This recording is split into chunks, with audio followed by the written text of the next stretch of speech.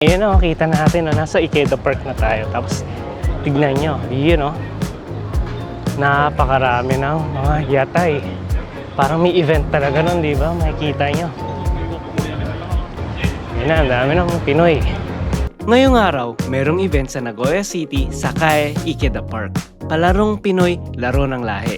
Ginanap ito ng August 15 at 16 at yearly yata ito ginaganap. Kaya kung hindi kayo nakapunta, next year, tara, kita-kits.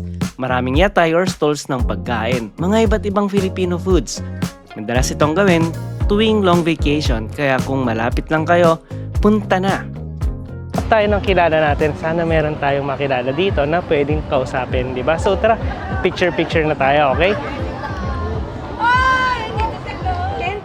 Sashiburi! Yung may nakakilala na agad sa atin, ang galing naman. Kayo, kasama ko yung friend ko. Hello po, konnichiwa. Hello po. Mga taga Nagoya talaga kayo, di ba? Yes, taga dito talaga kami. Kaya pala lagi sila dito sa Nagoya. Mga followers kami, peri-peri. Wow! Salamat po. Welcome to Ikeda Koen Oh, picture na natin sila. Again. Ikeda Koen. Ready? 1, 2, 3. Okay, nice. Thank you. 1, 2, 3. Ay, okay. Yakitori Daikushi. Malaking stick. Big stick. Ito. Ah, yung parang laki, oh. Unlike sa regular na yakitori. Ang laki, no? Yan. Sulit na sulit yan. Magkano naman po yan? 400 yen. 400 yen lang? 400 yen, oh. Ito, yan beef. Ito yung pork. Ayan. Mura na yun. Kasi yung iba, maliit na talagang yakitori. Iba nga 1,000 pa isang stick, di ba? Oo. 400 yen lang yan. Oh, at tapos ito naman, special sauce nyo, gawa nyo? Suka. Oh, Special suka ni ate yan. ang galing naman. Masarap. Okay, nice. Maraming salamat. Ikot-ikot muna tayo. Oh. Sige, bye-bye. Sila doon yun, no? Tingnan mo, parang artista, di ba? Siya nga pala si... Leo Dal, ang manika ng Japan. Oh, ano pang Yes. ginagawa niyo dito? Well, ako isang host ako dito. Host ako dito. Yes, yan kakatapos lang ng event. Bukod sa pag-host, vlogger po ako. Content creator, endorser, promoter, and model. Yes, ang daming ganap, no? Meron po ba kayong mga pages sa mga social media? Yes. Lahat ng social media ko ay Leo Dal. As in Dal, manika, alam nyo naman. Sige, check natin dito. Ipopost ko yan, mga pages niya dito. Aha. Okay? So, ngayong araw, merong event dito na Laro ng Lahi. Laro ng lahi, palarong Pinoy. Yes, ako po yung napiling host hanggang bukas. Sa mga new beginner siguro na vlogger, continuous lang kung ano yung passion ninyo. Hindi kailangan maging perfecto kayo. Sa una, talagang ma-challenge kayo o ma-struggle kayo, pero tuloy-tuloy lang hanggang sumakses tayo. Sama-sama tayo at magtulungan tayo umangat. Okay. Yun lang at maraming salamat, Hiroshi Kone.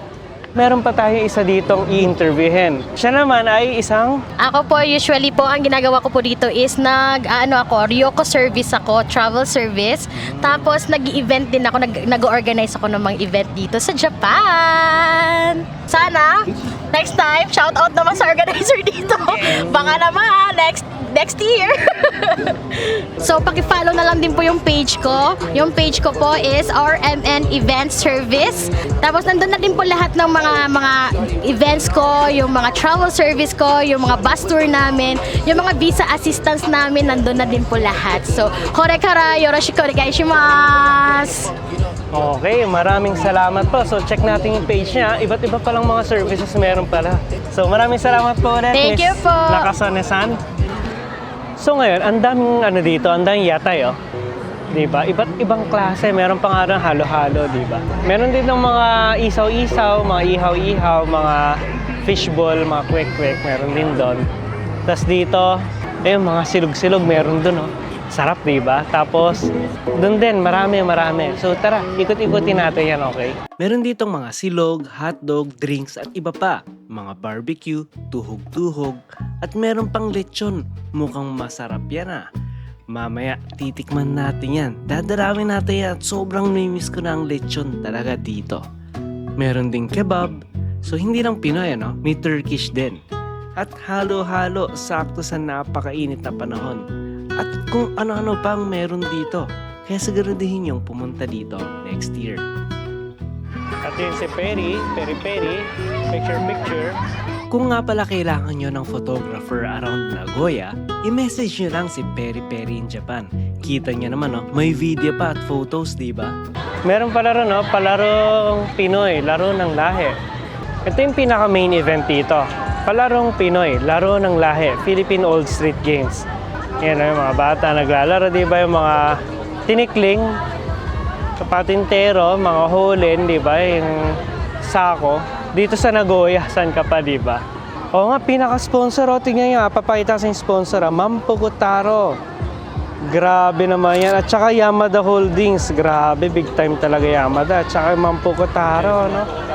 Grabe, mga big time.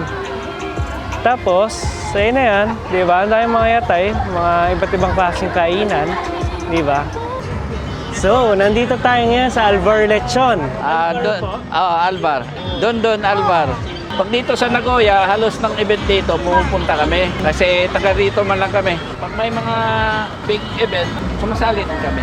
Yung pinakamalayo na puntahan namin sa Fukuoka. Opo, ito yung truck, dala namin. Oh, grabe. No? Meron Ayan silang yan. yatay na truck, oh. Kaya pwede silang pumunta kung saan-saan. Actually, yung specialty ko talaga ito. Ito yon. Oh, ano pong tawag dyan? Lechon Billy. Wow, Ito. grabe, oh. Ito talaga yung specialty ko. Then, ayun, tingnan natin sir. Yun, may umiikot doon. Umiikot na? Lechon manok. Oh, Alvar Alvar's Lechon. manok. Yun, oh, grabe, oh. Opo. Legit, ano? Talagang dito sa site ginagawa. Tapos may barbecue rin. Di ba? Bagong luto po talaga, no? Bagong loto. Anong lasa nito? Pang Pinoy style or medyo may Pinoy Japanese style? Pinoy tayo eh. Pag nilasahan mo ng ibang lasa, hindi yan maano ng Pinoy. Kaya ako, hindi gaano ako sumasali sa mga international event. Sa Facebook po pala, mga social media, ano pa mga page nila? Yung page namin, ito po, Alvar Lechon.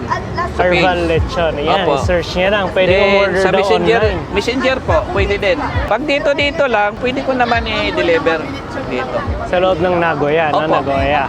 So, isang quick look lang Yes. sa mga niluluto nila dito. Ayan, Mayroon no? tayong lechon manok, pork barbecue.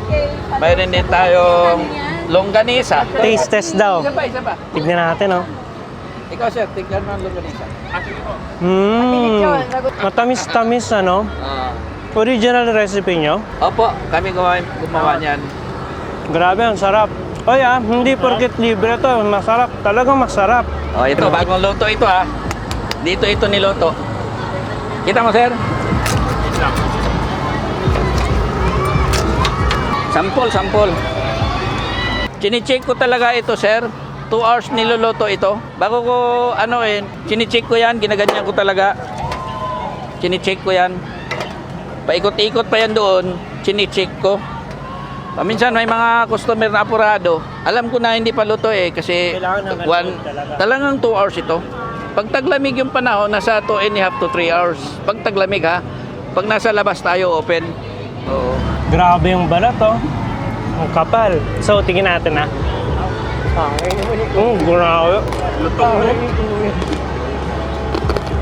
Grabe. Naririnig nyo ba to? Grabe yung lutong, grabe. Ito naman, laman. Tignan mo yung laman, oh. 2 hours talagang niluto siya ng maayos. Hindi minadali, di ba? Hindi rin binarabara. Talagang niluto 2 hours, di ba? May pakaraoke din eh. Actually, binibigay ko na sauce, suka. Kasi pag may lasa na yung litson, pag binigyan mo siya ng Mang Tomas, parang nawawala yung nag-agawan yung lasa ng yung timplada mo na marinate at saka Mang Tomas. Kaya paminsan katulad ng kami taga Davao, hindi Mang Tomas kami, suka ang hiling. Suka man sili. Kaya naman para masarap. Pero Davao, hindi na ano? kailangan. Hindi na kailangan. Ang sarap. Tapos tingnan mo yung laman, oh. Ang lambot. Ay, tingnan mo yan ang laman, oh. Ang lambot, di ba? Ba't nanginginig kamay mo, sir? Pinapakita ko na malambot. Palabas na ko ilaw, Inday? Ilaw lang. Kahit na walang sauce, talagang sobrang sarap. Sakto lang yung taba niya, hindi nakakaumay. Kasi ang daming laman. Sobrang sarap. Talagang worth it siya. So maraming salamat po Sana ma-meet ko rin kayo sa Hiroshima. Pupunta tayo sa Pistang Hiroshima. Pilipino. Pistang Pilipino. Pistang Okay? Pilipino, Hiroshima. September 18, 19, 20. 3 days po yun. Kita kids, mga kalitson. Kita kids. Kita kids. Meron pa tayong isang pupuntahan. Tingnan nyo naman, ang dilim-dilim na, di ba? Pero tingnan nyo naman, ang dami pang bukas dito na shop. Iba't ibang mga kainan, di ba? So tara, meron tayong pupuntahan dito na isa pang shop. Ay Masarap Street Food, di ba? So iyan, nandito tayo sa nga Ay Masarap ngayon. At nandito si Miss Ay, kitang-kita nun. Ay na ay ang itsura, napakaganda. Meron po ba kayong page sa Facebook? Meron akong Facebook. Actually, meron akong isa pang business na which is yun talaga yung original business ko, which is yung event organizer kasi talaga ako. Meron akong page, I Love Balloons. Tapos yung personal kong account is I Season Arcelia. So ano po yung mga tinitinda niyo po ngayon dito? Siguro ang bestseller lang is yung footlong kasi kami lang ang meron ito. Footlong, Talagang grabe. mahaba yung tinapay namin, mahaba yung hotdog. Galing talaga ng Pilipinas yung pinaka-tinapay ang kakos ng Pilipinas. Imported. Tapos tingnan nyo naman, no? Yung mga nakakamiss sa pagkain, no? Cheese stick. Tapos, Meron tayong cheese stick, meron tayong turon, wet, kikiam, fishbone. grabe, iba't iba, di ba? So yung mga nakakamiss dyan ng mga tusok-tusok sa atin. Lahat ng silog at saka lahat ng tusok-tusok, mga gulaman, buko pandan. Kanin, meron kami tinapay, name it, lahat meron kami. Shout out na lang sa mga kapwa Pilipina ko dito sa Japan. Patuloy po tayo magsuportahan, especially sa mga ganitong events na nagkakaroon tayo ng time magkaroon ng bonding. So sana makapasyal po kayo every time na may mga event. Yoroshiku onegaishimasu. Pasyal kayo sa Ay Masarap. Alam mo, dito nakakatuwa dito sa Japan. Sa mga gantong city, tulad ng mga Tokyo, Nagoya, sa Osaka, ganyan. Hindi ko alam sa Fukuoka kasi hindi ko alam kung hindi pa ako na masyado napupunta ron. Pero usually, sa mga gantong kalalaking city, ang dami laging mga events ng mga Pinoy. Di ba? Tapos, eto nga, tingnan mo, long vacation ngayon dito sa Nagoya.